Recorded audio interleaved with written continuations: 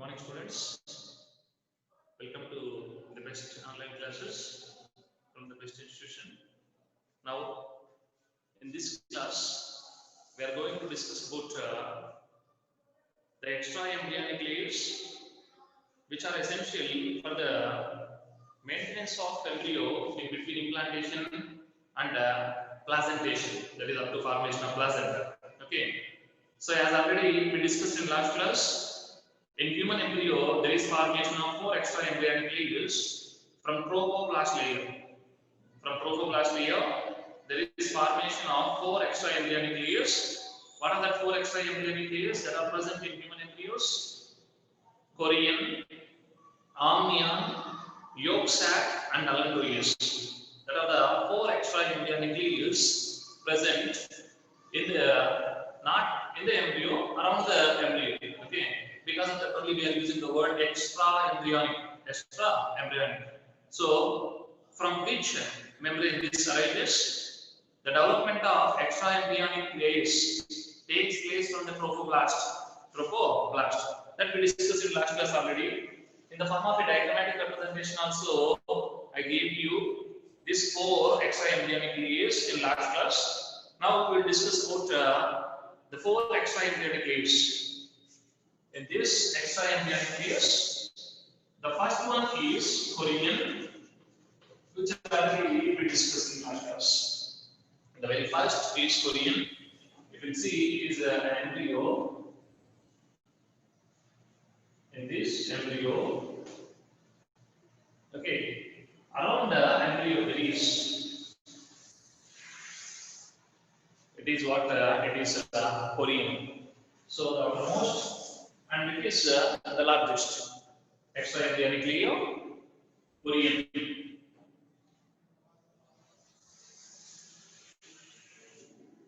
So that is the chorion. We have to notice the chorion here.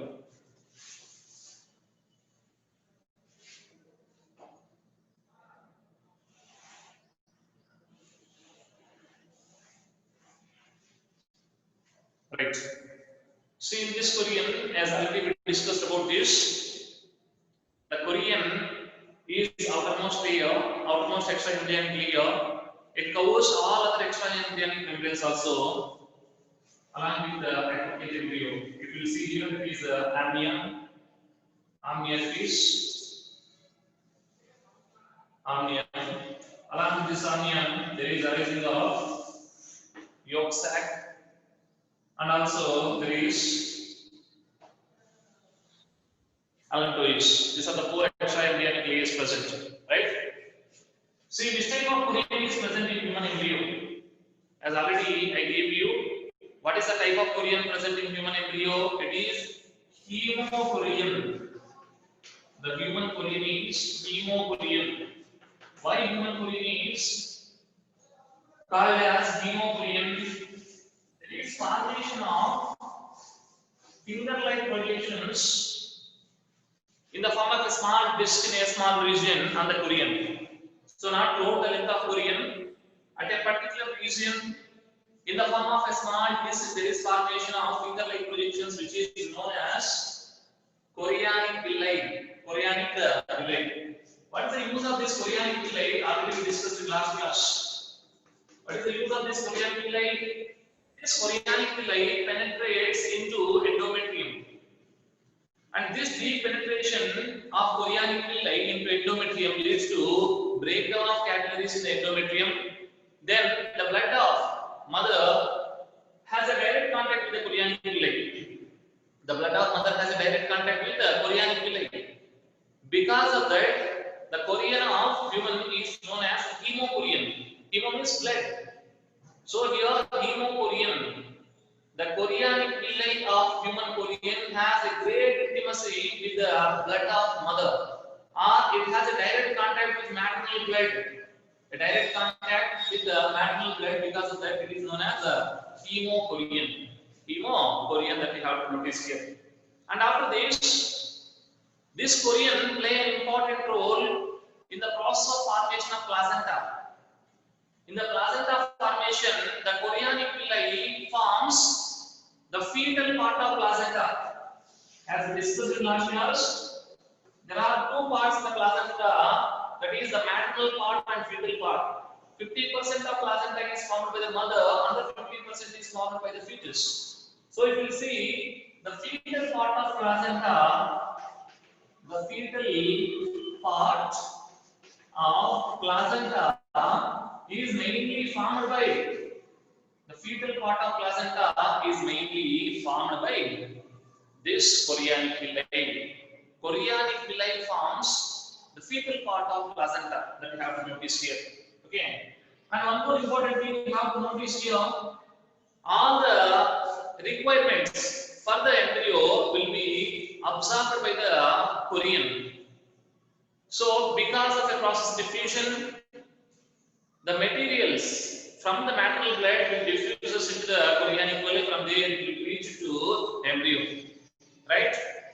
And also the nitrogenous waste which are produced in the embryo will be sent into maternal blood. Carbon dioxide also diffuses into the maternal blood. So chorionic villi are essential for the nourishment of the baby, that is embryo here, for the nourishment of embryo, and also for the exchange of gases, and also for excretion, that is the removal of nitrogenous waste from the embryo. So that you have to notice, is it clear? Right? After completion of that, how this chorion is formed? Chorion is internally and externally covered by membranes. Chorion is internally and also externally covered by membrane because of formation of extra embryonic mesoderm. So outside you all know that which layer is there outside? Trophoblast layer. So it is externally lined by which layer? What is this layer? It is nothing but trophoblast. So chorion is externally lined by trophoblast layer, but internally, in last class we discussed the formation of extra embryonic mesoderm along with the formation of two extra embryonic mesoderms. There is formation of extra embryonic coelom, which leads to formation of two layers in the extra embryonic mesoderm. One is somatopleuric extra embryonic mesoderm, another one is planktopleuric extra embryonic mesoderm. So the outside is somatopleuric and inside is planktopleuric. Outside is known as parietal, inside is known as abyssal. So chorion is externally covered by trophoblast layer, and internally chorion is internally lined by like this. Chorion is internally lined by somatopleuric extra embryonic layer. So very important now. Chorion is externally lined by trophoblast layer, and chorion is internally lined by somatopleuric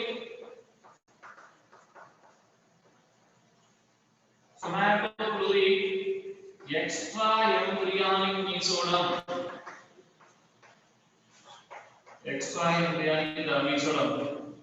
If you will simply mention as mesoderm in exam, that you have to choose. If there is no option like this somatopleuric extra embryonic mesoderm, instead of this, they will simply mention the mesoderm. You have to choose that mesoderm as a correct option, right? So that is important information about the chorion. Is it clear? So chorion is externally lined by trophoblast layer, internally lined by somatopleuric extra embryonic mesoderm. That you have to notice the chorion. And after completion of chorion, the next extra embryonic phase is amnion. The next one is amnion. Amnion. So if you see here, it is the amnion. And this amnion is filled with a fluid. Amnion has a cavity which is known as amniotic cavity. The cavity which is present in the amnion. Already we discussed how this cavity is formed and where this cavity is present. In the process of gastrulation, This cavity is present in between epiblast and the trophoblast layers. Epiblast and the trophoblast layers. So here it has a cavity that is amniotic cavity. This amniotic cavity is filled with a fluid which is known as amniotic fluid. Amniotic fluid. So amnion is filled with amnion has a cavity, that is amniotic cavity. This amniotic cavity is filled with amniotic fluid. Amniotic fluid. See, what is the importance of this amnion? You will see this amnion act as a cushion around the embryo, or it act like a fluid helmet around the embryo. On three sides, how a helmet will covers our head. Like that, here also the embryo is covered or surrounded by this amniotic fluid on three sides. What is the use of this? So this amniotic fluid will prevent the damage of embryo if a pregnant will fall suddenly. If there is any sudden fall by a pregnant female, which will prevent the damage of embryo, that is amnion and amniotic fluid especially. Is it clear? So it protects the embryo or it prevents the damage of embryo by sudden fall. It prevents the damage of embryo by sudden fall. If there is any sudden fall of a pregnant female is there, which will protect the embryo, okay? Because it acts like a fluid helmet around the embryo. If a pregnant female will suddenly fall, or if there is a sudden jerk, so which will protect the embryo, which will prevent the damage of embryo, that is amniotic fluid. And this amniotic fluid maintain a required temperature around the embryo. Always maintain the required temperature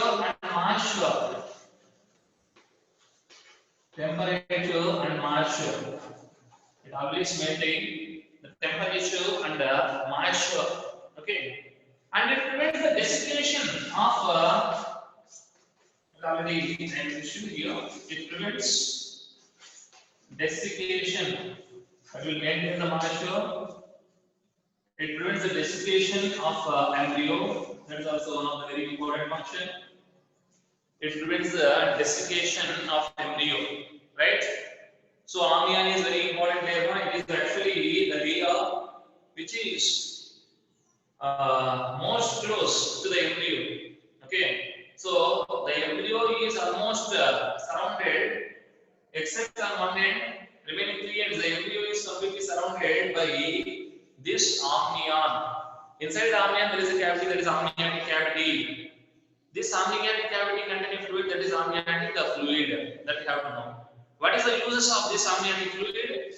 Amniotic fluid acts as a cushion around the embryo, or it acts like a fluid helmet around the embryo, and prevents the damage of embryo if there is sudden fall of a pregnant female. And after that, it maintains a particular temperature and also moisture, and it avoids or it prevents the desiccation of embryo. It prevents the desiccation of embryo. That also you have to notice here. Is it clear? Right. And after that, it acts like a barrier. It acts like a barrier and avoids the entry of microorganisms into embryo. Okay. Before formation of placenta, amniotic fluid can avoid the entry of microorganisms. Okay. So from the body of mother, if any pathological agents will try to enter into the embryo, which will prevent it, that is amniotic fluid. Amniotic fluid acts as a barrier and it prevents the entry of any pathological agents into the embryo. That you have to notice here, right? So that is about the amnion. And this amnion also by. We'll see here.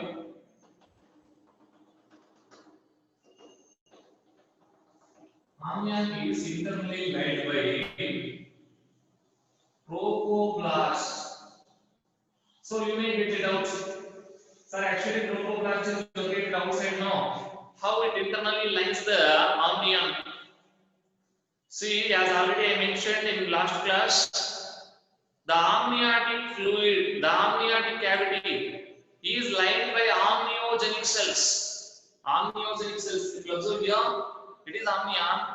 The roof of amniotic cavity is lined by amniogenic cells. That amniogenic cells are derived from the trophoblast. So this amniogenic cell layer is nothing but a trophoblast layer that you have to notice. So while forming this amniotic cavity, the roof of amnion is lined by amniogenic cells. That amniogenic cells are derived from the trophoblast layer. Amniogenic cells are derived from the trophoblast layer. Now these amniogenic cells are nothing but trophoblast layer. So they may ask in competitive exams, amnion is internally lined by trophoblast. Amnion is internally lined by, I am writing here also, amnion is internally lined by which layer? Trophoblast layer. Trophoblast layer. Amnion is internally lined by trophoblast. Trophoblast. What about externally, which is there here? This one. As already discussed in the case of Korean, it is nothing but somatofluoric extraembryonic mesoderm. So amnion is internally lined by trophoblast layer and externally lined by somatofluoric extraembryonic mesoderm. Externally lined by somatofluoric extraembryonic mesoderm. Somatofluoric extraembryonic mesoderm, right? So that is information you have to observe here, you have to notice here. Korean and amnion. In the case of Korean and amnion, the arrangement of trophoblast layer and the somatofluoric extraembryonic mesoderm is opposite. If you see the Korean is internally lined by somatofluoric extraembryonic mesoderm, externally lined by trophoblast. If you observe the amnion, it is opposite. It is just reverse. Amnion is internally lined by trophoblast and externally lined by somatofluoric extraembryonic mesoderm. Somatofluoric extraembryonic mesoderm. So it is somatofluoric extraembryonic mesoderm actually, right? That you have to notice. Next is that amnion is completed now. Korean and amnion both are completed. The remaining two here, yolk sac and allantois. Yolk sac and allantois. Is it clear? Which type of which type of Korean is there in human being is important, ma? Which type of Korean? That is Hemo-Korean. Hemo-Korean. Right? Next.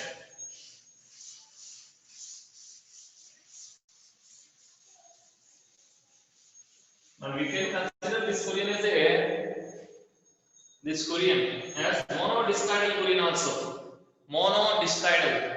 Monodiscoidal means the chorionic villi are in the form of a disc only at one part or only at one region. So the chorionic villi in human Korean are restricted to only at one region in the form of a small disc. So it is monodiscoidal. Monodiscoidal. But in some organisms, there are many disc-like arrangement of chorionic villi, right? So more than one regions of Korean may possess this chorionic villi. Okay. So here it is monodiscoidal. Why the Korean of human being is monodiscoidal? Why it is considered as a monodiscoidal? Because the chorionic villi arises only at one region in the form of a small disc. Due to presence of chorionic villi in the form of a small disc only at one region, it is called as monodiscoidal Korean. Monodiscoidal Korean. So Hemo-Korean is there and also monodiscoidal chorion, right? Next, after completion of these two, chorion and amnia, the third extra-embryonic layer is here. The third extra-embryonic layer, that is the yolk sac.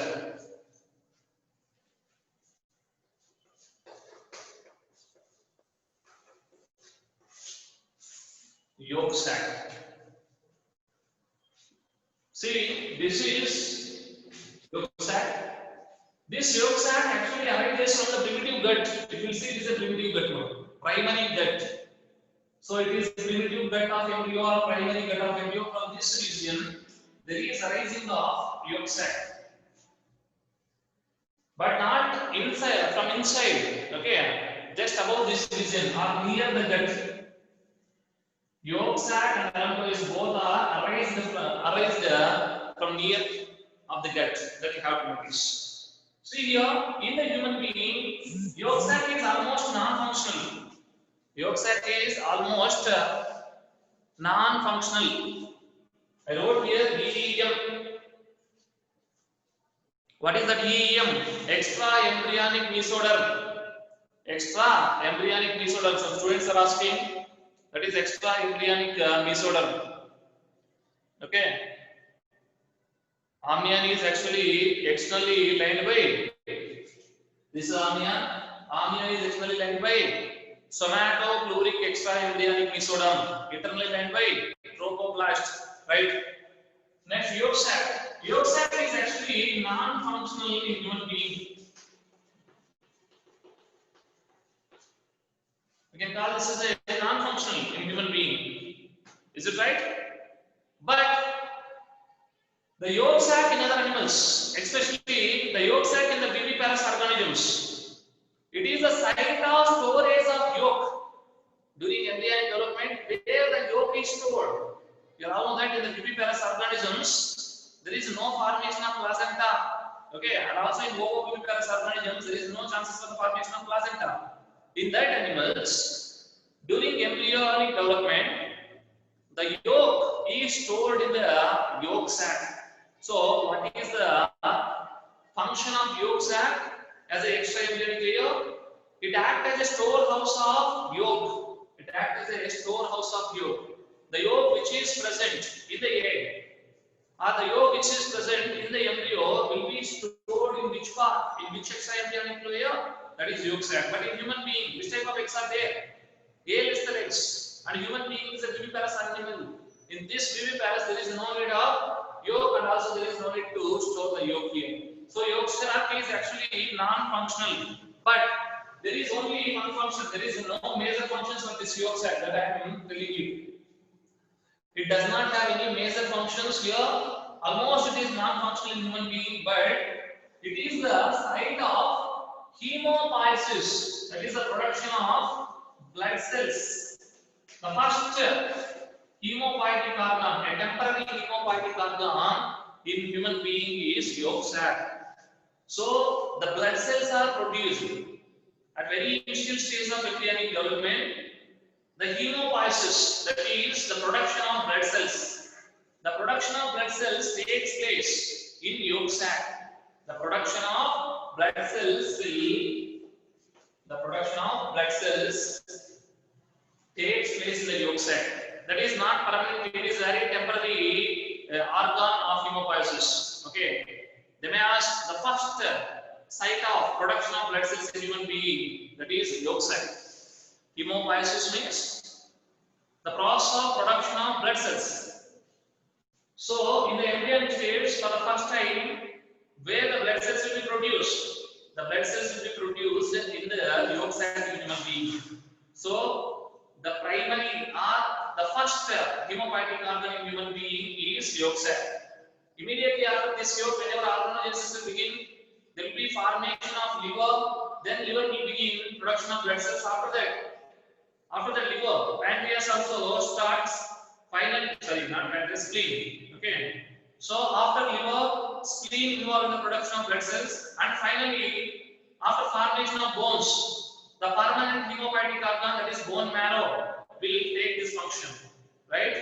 So the temporary hematopoietic organs in human being are three: yolk sac, liver, and spleen. But which is a permanent hematopoietic organ? Bone marrow. Which is the first hematopoietic organ? Yolk sac. It is the first site for the production of blood cells. That you should notice here a little more in the case of yolk sac, right? Yolk sac is actually storehouse of yolk in viviparous and ovoviviparous animals. It stores the yolk, okay, during embryonic developmental stage. And this yolk sac is almost non-functional human being, but it will perform only one function, that is act as a site for the production of blood cells, right? After completion of that, this yolk sac is also lined by, as already we discussed, the primary yolk sac cavity. The primary yolk sac cavity is internally lined by hypoblast cells. Internally lined by hypoblast cells. These hypoblast cells will modify into endometrium in future. So, if you observe carefully here, it is internally lined by which cells now? That is hypoblast cells. This hypoblast is modified into endometrium. Same, allantois is also same. Internally lined by hypoblast cells. So, hypoblast will differentiate into endometrium. So, yolk sac is internally lined by now. Yolk sac is internally lined by endometrium. Sorry, that is endoderm.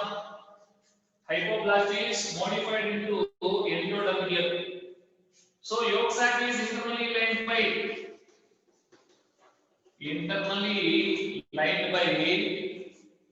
endoderm. Yolk sac is internally lined by endoderm. And externally, if you observe here carefully, here there is,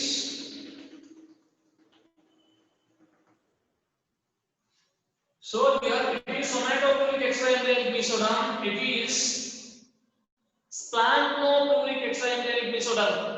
Splanchnopluric extraembryonic mesoderm. It is somatopleuric extraembryonic, it is splanchnopluric extraembryonic mesoderm. In between these, there is formation of a coelom. Okay, that is extraembryonic coelom that we discussed. So now, yolk sac is internally lined by endoderm and externally lined by here. Observe, what is this? This is splanchnopluric extraembryonic mesoderm. Splanchnopluric extraembryonic mesoderm. Splanchnopluric extraembryonic mesoderm that you should notice here. So yolk sac is internally lined by endoderm and externally lined by splanchnopluric extraembryonic mesoderm. Right, that's clear about yolk sac. After completion of yolk sac, the next one here, which is yolk sac here, this is yolk sac now. Again, don't confuse. Yolk sac. Here you observe it is allantois.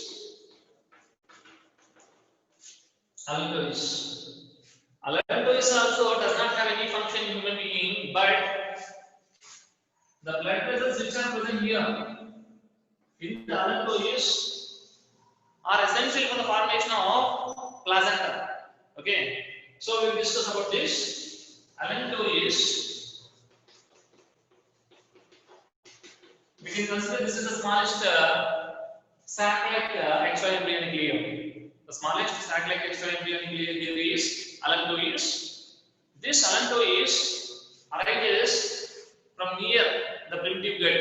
It arises near the primitive gut of embryo, and this allantois is non-functional in human being, but it will supply the blood vessels for the placenta formation and also for the umbilical cord formation.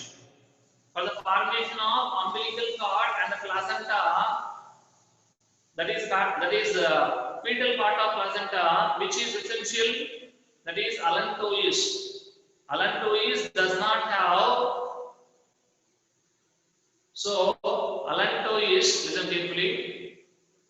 allantois does not have any function, but the blood vessels of allantois are required for the formation of blood vessels for the placenta and umbilical cord. For the placenta and umbilical cord, that you should notice here. Okay, is it clear? Right. Now observe carefully here. Some are asking somatoplutic and splanchnopluric.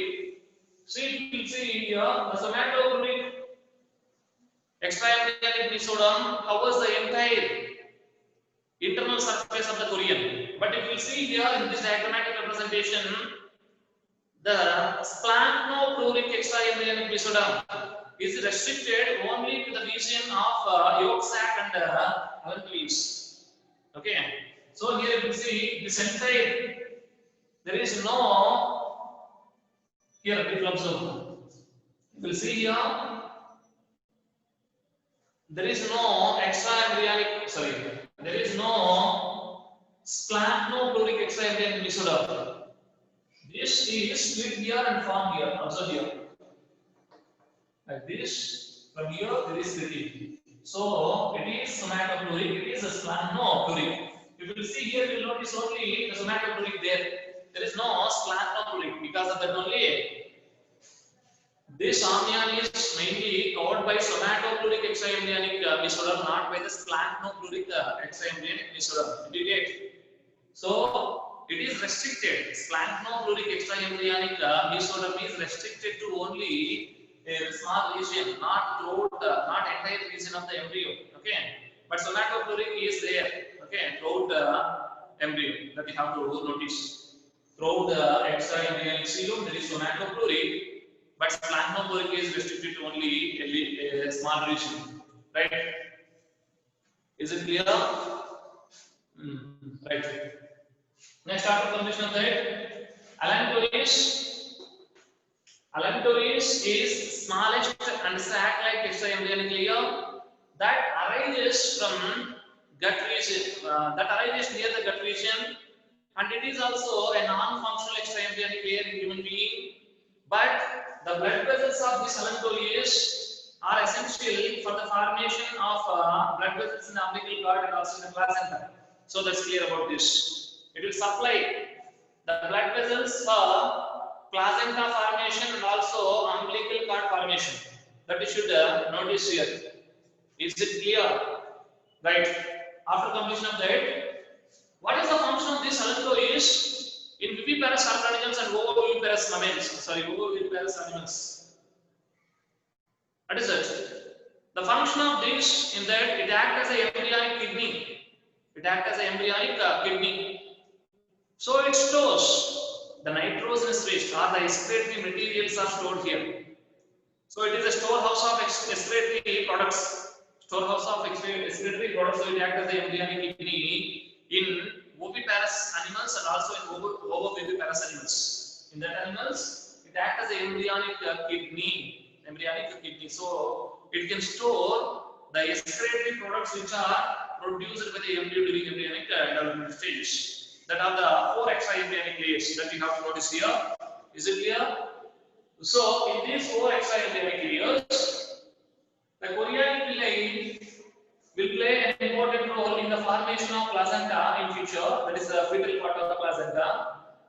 After formation of placenta, what is the fate of this? By the ending of 3rd month, there is formation of placenta. Okay.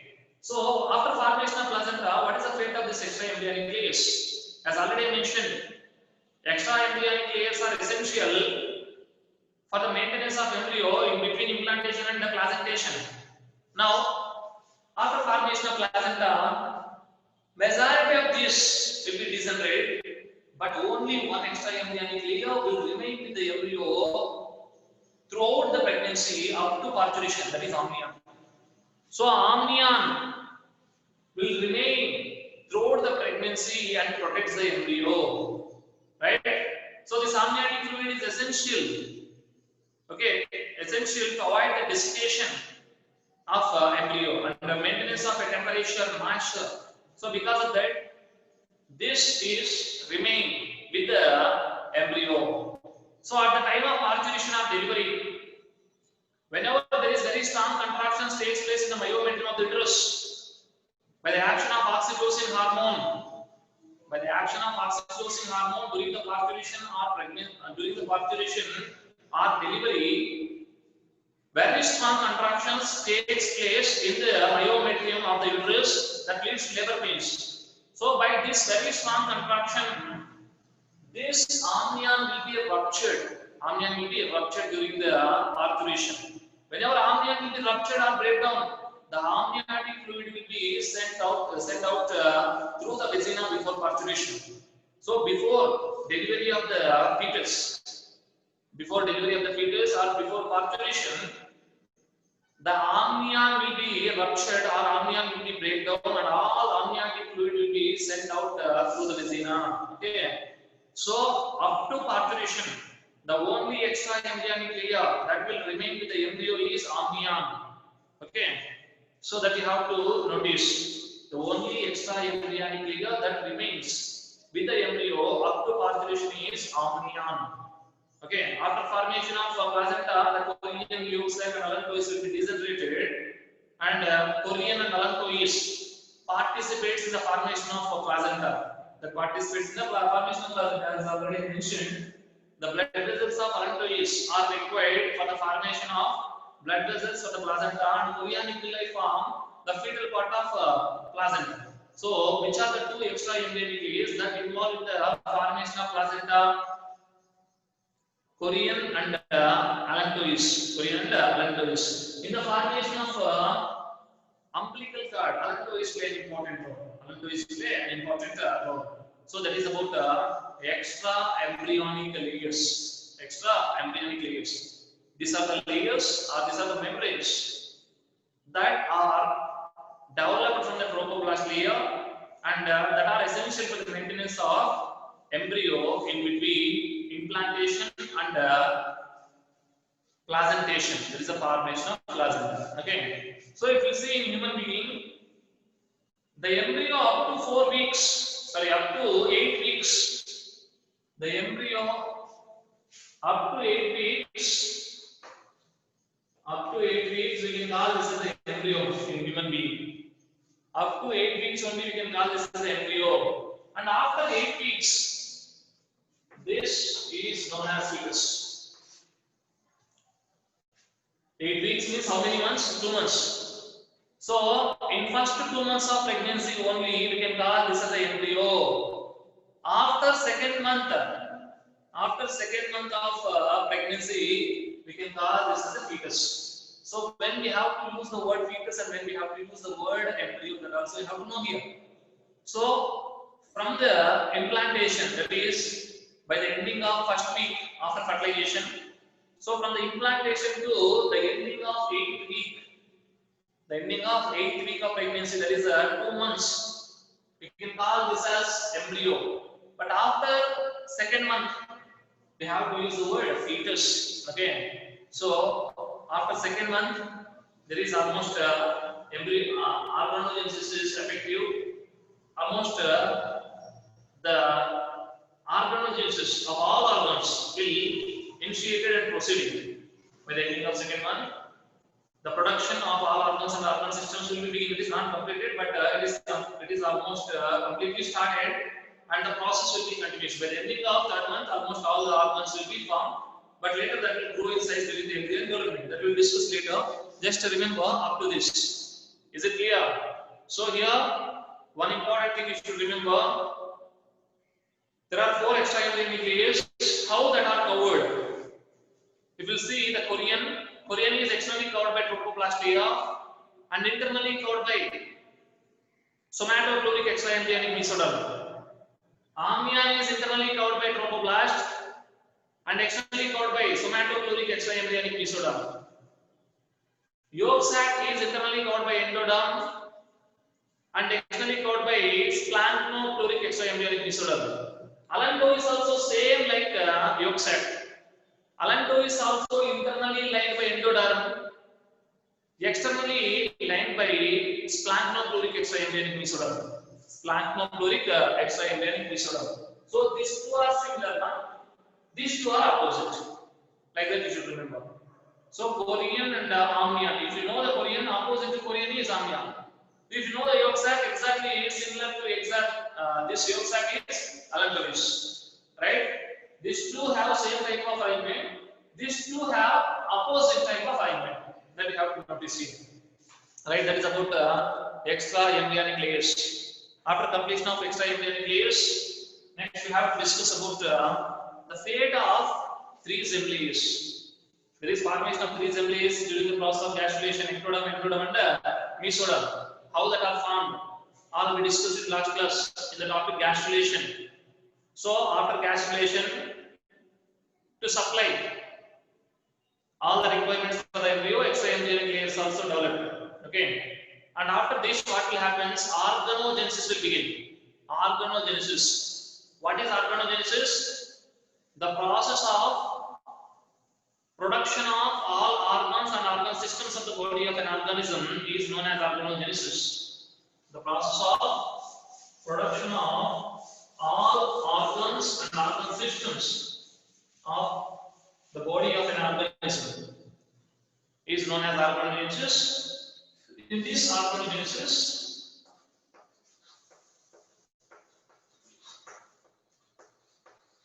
all the organs and organ systems are produced. How these organs and organ systems are produced? How that derived? From where that derived? So all the organs and organ systems are derived from only three germ layers. That are ectoderm, endoderm, and mesoderm. So, which is the site of organogenesis? That is the primary germ layers. From the primary germ layers only all the organs and organ systems of the body of an organism are produced. So that is organogenesis. Now, what is the fate of these germ layers here? Which organs will develop from which germ layer? For example, you will see the heart of human being. From which germ layer this heart is developed? Heart is made up of cardiac muscles. So all the muscles of the body, except the muscles of the iris of eye, remaining all muscles of the body are produced by mesoderm. So heart is mesodermal in origin, as already we discussed in first year. Heart is mesodermally derived organ. If you see the respiratory organs in human being, that is kidneys. The kidneys also mesodermally derived organs. Even the gonads in male and female reproductive system, the testes and ovaries. The testes and ovaries also derived from the mesoderm. The skeletal system, the bones, cartilages, joints, all that are derived from the mesoderm, right? So that are mesodermally derived organs. Next, if you see the skin, hair, sweat glands, sebaceous glands, all that are derived from the ectoderm, which are near to the surface of the body. So, which are to the surface of the body that are mainly located, that are mainly derived from the ectoderm. Okay. If you see the nervous system of the body, that is also derived from the ectoderm, right? Like that, if you see the lungs are endodermal organs. The liver, endodermal. Most of the region of alimentary canal is endodermal in origin, right? So here, all the organs and organ systems of the body are derived from three germ layers: ectoderm, endoderm, and mesoderm. So now we are going to discuss about the fate of three germ layers. So what will be the organs that develop from ectoderm? What will be the organs that develop from the mesoderm? And what will be the organs that develop from the endoderm? Okay. So the major organ systems develop from three different layers. That is, now the topic is fate of germ layers. Fate of germ layers. So we will discuss about all these three in detail. Okay. Before going to discuss about fate of ectoderm, endoderm, and mesoderm, take a short break. In that, first we will discuss the fate of ectoderm. The fate of ectoderm. Fate of ectoderm.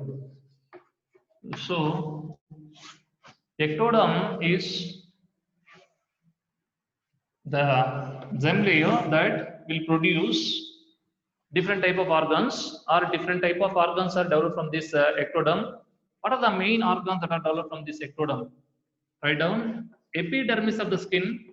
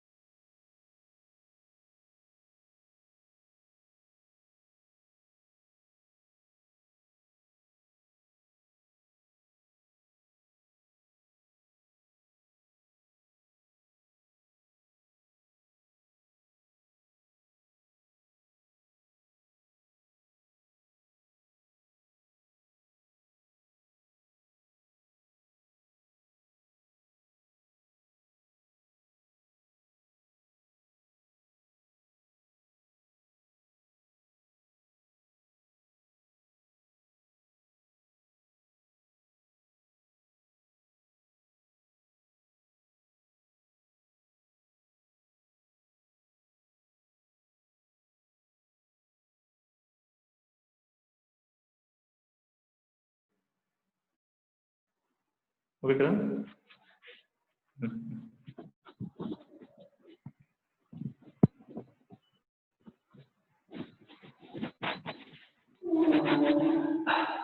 Sorry for the inconvenience, students. The fate of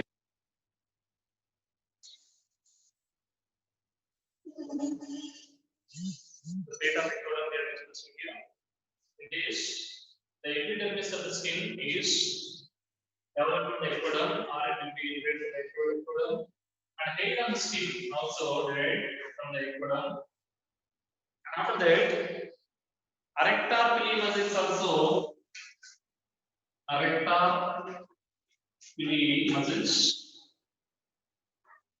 Erector pili muscles also arise from this. That are muscles of iris. Muscles of iris. Erector pili muscles are muscles of iris that are also derived from here. And here are the sweat glands and sebaceous glands which are present here. The sweat glands, sebaceous glands, sweat glands, sebaceous glands of the skin. The sweat glands, sebaceous glands of the skin.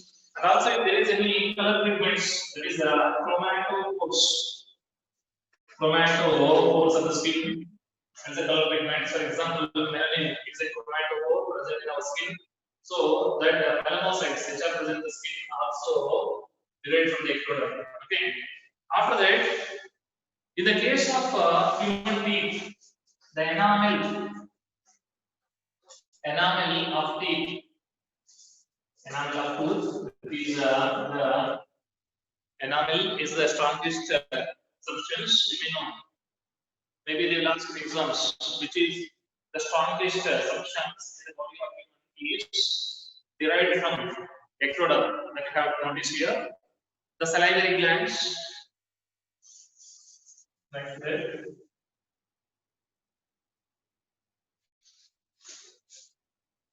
Salivary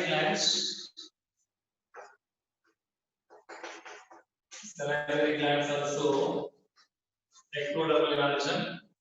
Mammary glands in female reproductive system also ectodermal in origin because these are modified sweat glands. So mammary glands also ectodermal in origin. Next, the mucous membrane of lips, cheeks, gums, and part of the floor of the mouth. The mucous membrane, which is lying inside the buccal cavity, that mucous membrane of cheeks, lips, and gums. Mucous membrane of cheeks, gums, and the lips. Also, ectodermal origin that you have to remember. If you see the mouth, which is near the surface, this is also ectodermal origin. And a part of palate, mouth and a part of palate. This is the hard palate is ectodermal derived structure. So the mouth and palate and a part of palate also derived from the ectoderm. Right? Is it clear? See, one thing you should remember in the case of ectoderm, majority of the structures which are derived from the ectoderm are located near the surface of the body. Near the surface of the body, but not all the organs which are near the surface of the body are ectodermal. Right?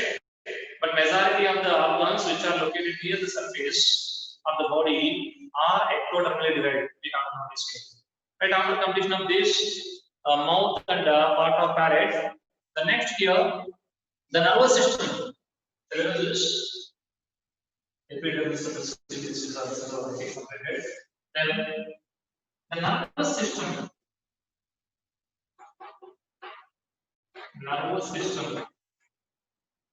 Both central and peripheral nervous systems are derived from this. In the nervous system, especially the neurons and the glial cells. Neurons are ectodermally derived structures. The glial cells also ectodermal. But here the microglia which are present, Microglia which are present in our system are ectodermal in origin. Okay, except microglia, remaining all are ectodermal in origin. Our system is ectodermal in origin except microglia. This microglia are actually mesodermal in origin. Remaining all parts of the nervous system are ectodermal in origin that we have noticed here. So after completion of nervous system, you will see the conjunctiva, cornea, lens of eye. The eye, the conjunctiva, cornea, and lens of eye. Conjunctiva, cornea, and lens of eye also ectodermal structures. Are also ectodermally derived in structures. Next, the external ears. The external ears. The two endocrine glands which are in association with the nervous system, that is the pituitary and pineal glands. So that pituitary and pineal glands, the pituitary and pineal glands. Along with this,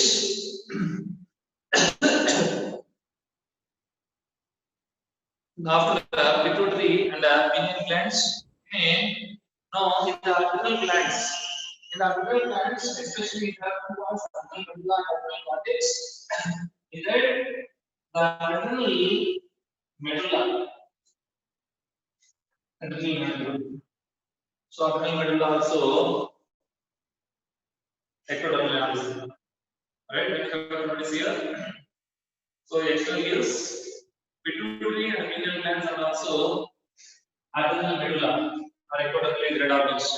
See, one thing you should remember, glands. Which glands are derived from ectoderm? Sweat glands, sebaceous glands, salivary glands, mammary glands, and also your pituitary and pineal glands. Medulla part of adrenal gland also ectodermal in origin. Right? That you have to remember. Along with that, the terminal part of male urethra,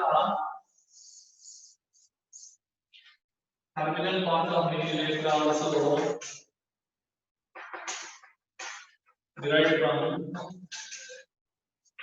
terminal part of male urethra, also derived from ectoderm. Next,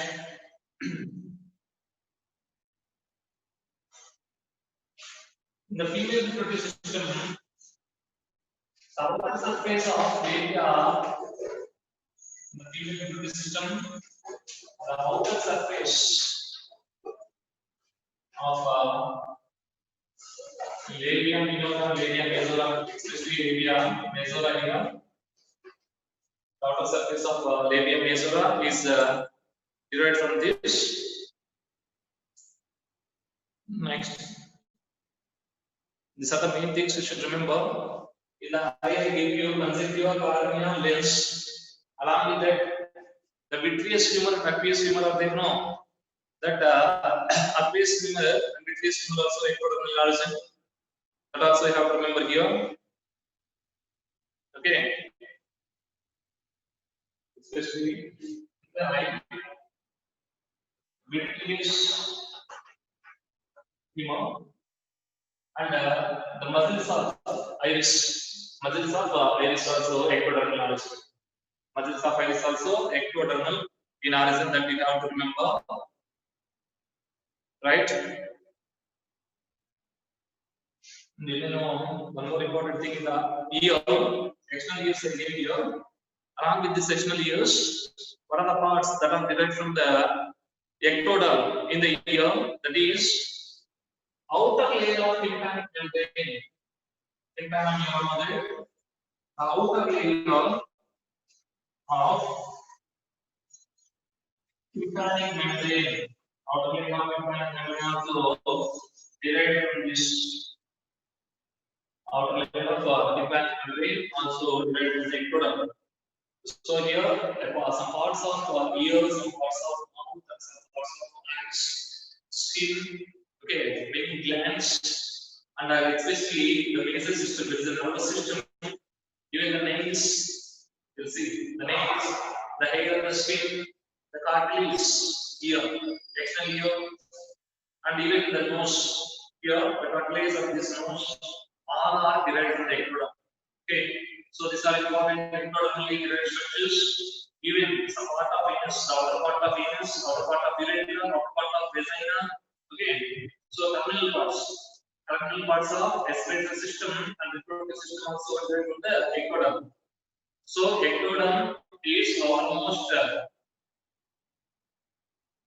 embryonic germ layer. This layer, the major organs or organ systems which are located near the surface are present.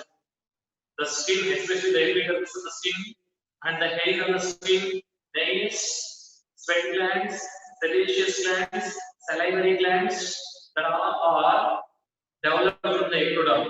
The mouth also ectodermal in origin, and the mucous membrane which covers the cheeks, gums, lips, all that are also derived from the ectoderm, right? And after that, salivary glands are completely ectodermal, as I told you. Along with that, the entire nervous system is ectodermal in origin, except microglial cells which are mesodermal in origin. That you have to notice. And along with nervous system, there are two endocrine glands associated with the nervous system. What are the two endocrine glands? Pituitary and the pineal glands. The pituitary and pineal glands also ectodermal in origin. Okay, and there is some fluxus, choroid fluxus, anterior choroid, posterior choroid fluxus are there. No, that anterior and posterior choroid fluxus also derived from this ectoderm, and also even that fluxus along with that meninges, the meninges of the brain, arachnoid membrane, pyometer, and outside there is a pyometer and arachnoid membrane also derived from the ectoderm. So that is the fate of ectoderm. Ectoderm will differentiate into all these parts of the body. All these parts of the body, or all these organs of the body are derived from the ectoderm. So the major systems here, one is nervous system, another one is glandular system. That is majority of the glands, not all. Here the skin poses sweat glands, sebaceous glands, after that salivary glands, pituitary gland, pineal glands, and also mammary glands in female human being. All that are derived from ectoderm. Is it clear? What is the fate of ectoderm? How the ectoderm is modified in a baby? Ectoderm is modified into all these structures. Okay. Right, after completion of ectoderm, we have to discuss about the fate of ectoderm. Fate of ectoderm. Before that, we discuss mesoderm. Can we discuss about the ectoderm? Mesoderm is one of the very important area because the entirety of the systems in the body are derived from this. So fate of mesoderm. After completion of ectoderm, the second is fate of mesoderm. So one of the very important structure here, all the muscles of our body except the muscles of iris, all muscles of our body, except which muscles? Except muscles of iris. Except muscles of iris, all the muscles of the body are derived from this mesoderm that you have to notice. And all connective tissues. Connective tissue is mesodermal in origin. Connective tissue is mesodermal in origin. Maybe you all know that there are different type of connective tissues are there. There are areolar tissues are there. Okay.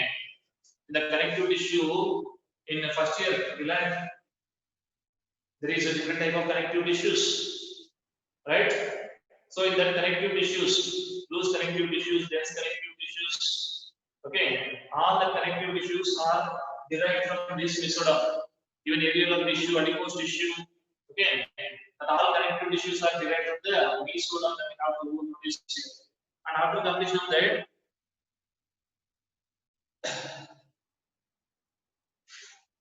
maybe around it in the connective tissues. Blood is a fluid connective tissue. Blood is a fluid connective tissue. So that also derived from mesoderm. You may know that bones are special connective tissues. Bones and cartilages are special connective tissues that are also derived from the mesoderm.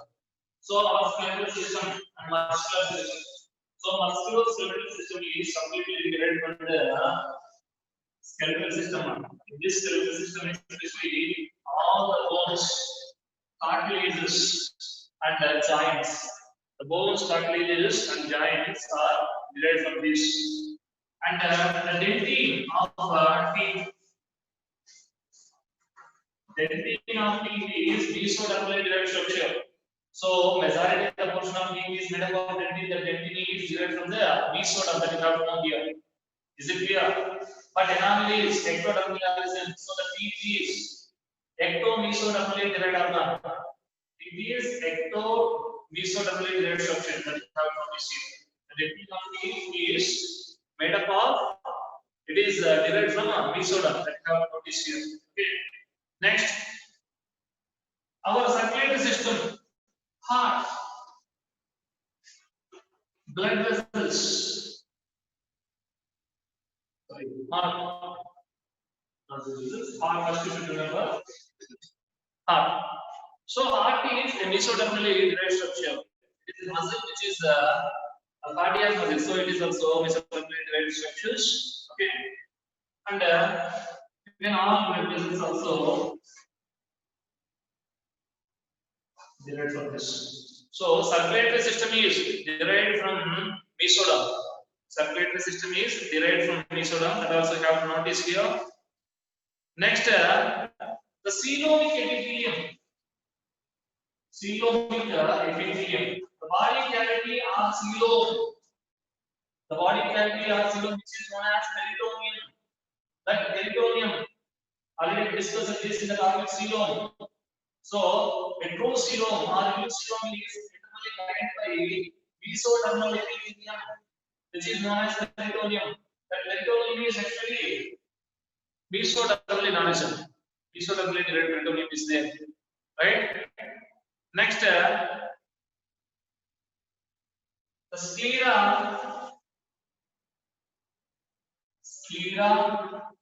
choroid,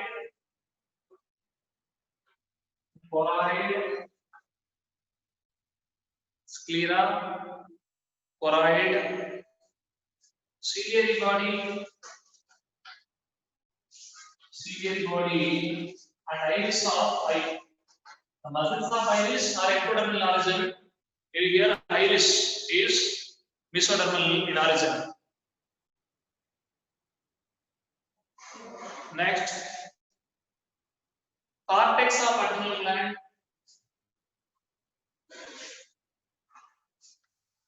Cortex of adrenal gland. Medulla is ectodermal origin, but cortex of adrenal gland is mesodermal origin. The gonads, male and female, the gonads, the testes and ovaries are also mesodermal in origin. The gonads are mesodermal in origin. The also is noticed here. Gonads are mesodermal in origin. Gonads also mesodermal origin. And the excretory system, especially the kidneys, okay, ureters, the kidney, ureter, that are also mesodermal in origin. So, excretory system also mesodermally derived system here. Now, what are the important organs or other systems that are divided as a separate parts or organs? You may confuse. If you remember in the form of a system, you can easily understand. For example, the muscular system, except the muscles of the iris, is mesodermally derived structure. The muscular system. And after that, the skeletal system, all the bones, cartilages, and joints are mesodermally derived. All these are nothing but connective tissues. Okay. So next, the fluid connective tissue, blood. So the circulatory system also mesodermally derived. The excretory system, which includes the kidneys. Okay, so the kidneys, ureters, urinary bladder, all that are derived from this. Even if you observe, in the case of eye, the sclera, choroid, ciliary body, and iris. Sclera, choroid, ciliary body, and iris of the eye also derived from the mesoderm. As already I mentioned in the ear, there is a tympanum. So the outer surface of tympanum is ectodermal in origin, but inner surface of tympanum is mesodermal in origin. The inner surface of tympanum is mesodermal in origin. That is called this here. Okay. Even the reproductive system of male and female, especially the gonads, the testes in male and the ovaries in female are also mesodermal derived structures. So, as general, the muscles, that is muscular system, skeletal system, circulatory system, respiratory system, and even some important organs or gonads of reproductive system are mesodermal in origin. Is it clear? So that is about the fate of mesoderm. The majority of the organs in our body are mesodermal because connective tissue is the most abundant tissue in our body. That connective tissue is derived from the mesoderm. Because of that, majority of the organs or organ systems in our body are mesodermally derived. Right? Heart, that is circulatory system, respiratory system. Here, reproductive system, mainly gonads, muscular system, and even skeletal system. All are derived from the mesoderm. Right? So, after completion of mesoderm, the organs are derived from the mesoderm. Next to mesoderm, that is endoderm. Is it clear? The fate of mesoderm is completed. After completion of mesoderm, the next is endoderm. What is the fate of endoderm? What are the main structures and develops from the endoderm?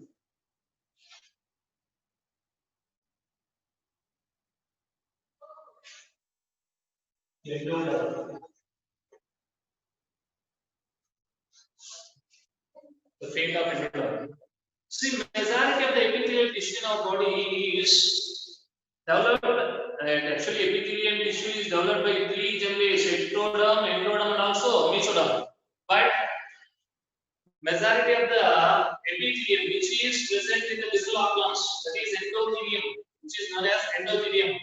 So here the epithelium which is present in visceral organs is endothelium.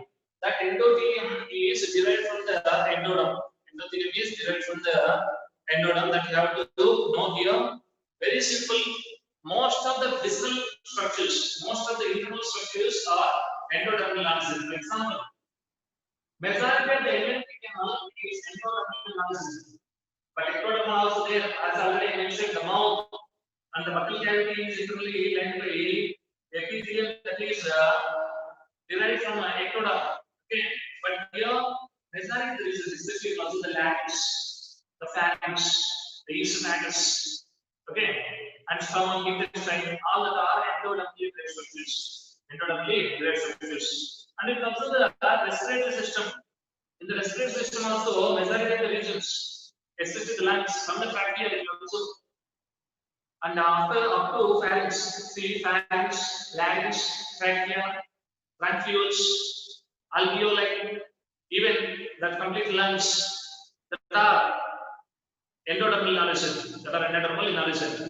You will see the ducts of some vital glands like the pancreas and liver that are also endodermal in origin. Even the pancreas, liver, spleen, and spleen that are also endodermal in origin. So that are endodermally derived organs I give here. The endodermally derived organs are mainly located inside, that is the visceral organs. Visceral organs are mainly derived from the endoderm. In that, the major organs derived from the endoderm is here. If you observe the pharynx, the major parts of pharynx, larynx, esophagus, and also trachea. And if you go for digestive system, there is stomach, intestine. If you go for respiratory system, there is the bronchioles, lungs, alveoli, all are mainly derived. And endothelium of blood vessels. The endothelium of blood vessels. In the diffusion membranes, there is formation of endothelium of blood vessels. The endothelium of hydrogen is also derived from the endoderm. Okay, so that we have to mainly notice here. You will see in the neck region along with this pharynx and larynx, there are glands. Which glands are there? There are thyroid, parathyroid glands. So thyroid and parathyroid glands also endodermal in origin. Even the thymus gland, which is present here in the thoracic region, also endodermal in origin. So the thyroid gland, parathyroid gland, and also thymus gland. They may ask this in exams: thyroid, parathyroid, and thymus glands. Thyroid, parathyroid, and thymus glands.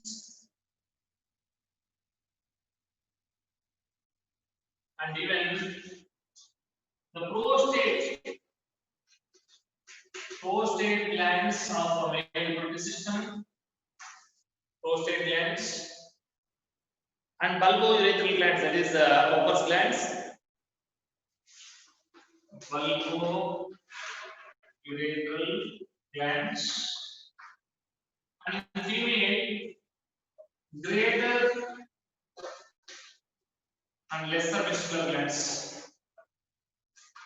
greater and lesser vestibular glands, greater and lesser vestibular glands also derived from the endoderm.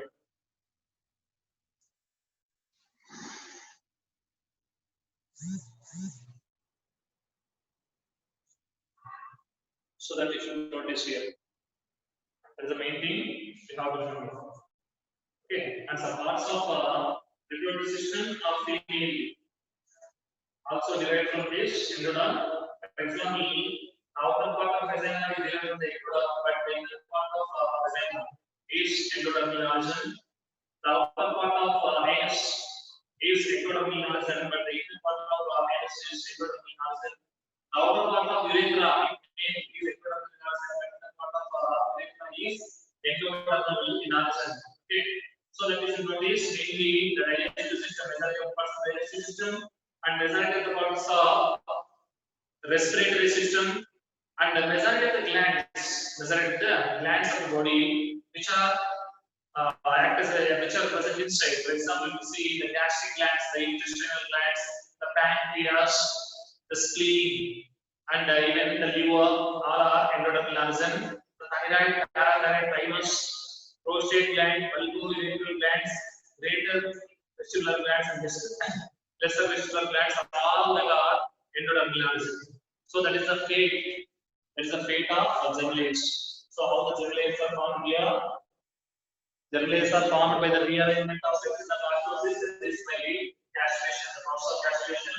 Later, from these three layers, all the organs and organ systems of the body are developed. All the organs and organ systems are developed from this. That you should notice here. Is it clear? In the body of human being, there are four major type of tissues. Okay. Body of every animal is made up of only maximum four type of tissues. Epithelial tissue, connective tissue, muscular tissue, and nervous tissue. So four type of tissues. Every organ is made up of only these four type of tissues. Maximum four type of tissues is noticed in the body of an animal. So how these four type of tissues are derived? That also once I will give. Just I mentioned here the organs which are derived from which layer. We will observe the first epithelial tissue. So epithelial tissue is developed from three germinates: ectoderm, endoderm, and mesoderm. So the origin of epithelial tissue is ecto, meso, endodermal. So epithelial tissues can develop from three germinates: ectoderm, endoderm, and also from mesoderm. So the epithelial tissue in the animals are ecto, meso, endodermal in origin. The origin of epithelial tissue is ecto, meso, endodermal. That we have. And after that, connective tissue. The most abundant tissues in our body is connective tissues. This connective tissues, even if also there are different type of connective tissues. Loose connective tissues, dense connective tissues. Right? A dense connective tissues, dense regular connective tissues, dense irregular connective tissues also there, and there is a fluid connective tissue. Along with that, there are specialized connective tissues like bone and cartilage. All these are derived from the mesoderm. Connective tissues are mesodermal in its origin. So connective tissue is mesodermally derived tissue that we have to remember. Because of that, alveolar tissue, adipose tissue, reticular tissues, loose connective tissues that are dense connective tissue, dense regular and dense irregular connective tissues. Especially in that, the tendons and ligaments that are also mesodermally derived structures. After that, bones, all skeletal system are mesodermal. Muscular system, majority of the muscles except the muscles of the eyelids, remaining all muscles are derived from mesoderm. Fluid connective tissue, that is blood and lymph, so that are also mesodermally derived structures. All circulatory system, that is heart, blood vessels, blood and blood cells, all are mesodermally derived structures. So most abundant tissue in the body of a human being and other animals also is connective tissue. So majority of the systems in our body are derived from mesoderm that we have produced. So respiratory system, circulatory system, muscular system, skeletal system, all four important systems, even the gonads in male and female, that is the reproductive systems. So that are also mainly derived from the mesoderm. Connective tissue is mesoderm. And after that, muscular tissue, already I mentioned, muscular tissue is mesodermally derived tissue. At last, nervous tissue, that is ectodermally derived structure. So the four type of muscles and their respective origin I give you.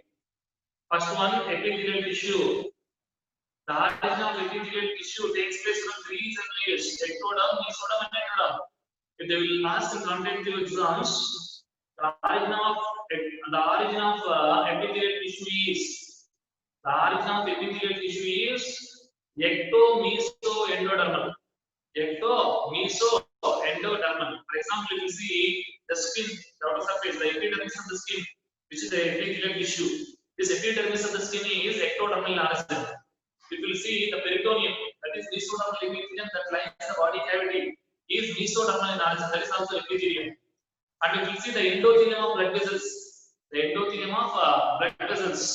that is actually endodermal in origin. All are epithelial tissues. One is from ectoderm, another one is from mesoderm, another one is from endoderm.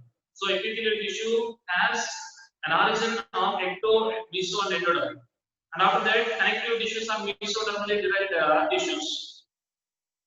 Muscular tissues also derived from the mesoderm. Nervous tissues are ectodermally derived structures. So that is about the fate of three cell layers. How all the tissues of the body are developed and how various systems of the body are developed. That is completed. After completion of this, cell layers are formed. From the cell layers, organogenesis will begin. All organs will form, and there is extra embryonic phase to maintain all these. But by the ending of third one, there will be formation of an actual connection between mother and fetus takes place. So, by the ending of third one, there will be formation of an organ connection between the mother and the fetus, which is known as placenta. So, the formation of placenta is known as placentation. So, how the placenta will form? What are the important functions of placenta that we have to discuss? Right?